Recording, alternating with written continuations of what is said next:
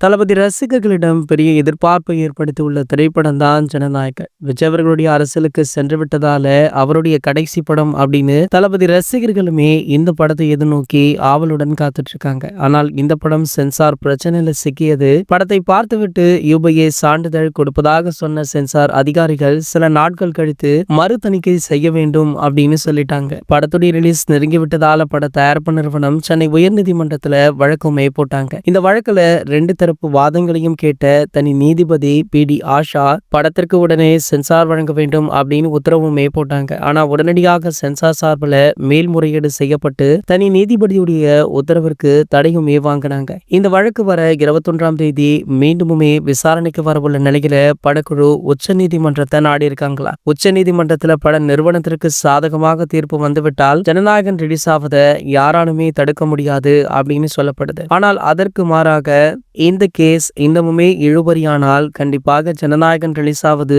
சந்தேகம் அப்படின்னு ஒரு சில தகவலுமே வைரலா போயிட்டு இருக்கு. இந்த நிலையில தற்போது தமிழகத்துல ஆளும் கட்சியான திமுகவுடைய துணை தலைவரான உதயநிதி ஸ்டாலின் அவர்கள் ஜனநாயகன் திரைப்படத்தை பற்றியும் தளபதி விஜய் அவர்களை பற்றியுமே சமீபத்துல பேசியுள்ளது வைரலுமே ஆகிட்டு இருக்கு. ஜனநாயகன் திரைப்படம் இன்னும் சில தினங்கள் இழுத்துக்கொண்டே போனா படம் ரிலீஸ் ஆவதுல சந்தேகம் இருக்கு அப்படின்னுமே சொல்லிருக்காரு. சோ இந்த வீடியோ தற்போது சோசியல் மீடியாக்கள்ல படு வைரலுமே ஆகிட்டு இருக்கு. இது போன்ற செய்திகளை பத்தி நீங்க உடனே தெரிஞ்சுக்க நம்மளுடைய சேனலை மறக்காம சப்ஸ்கிரைப் பண்ணிக்கோங்க.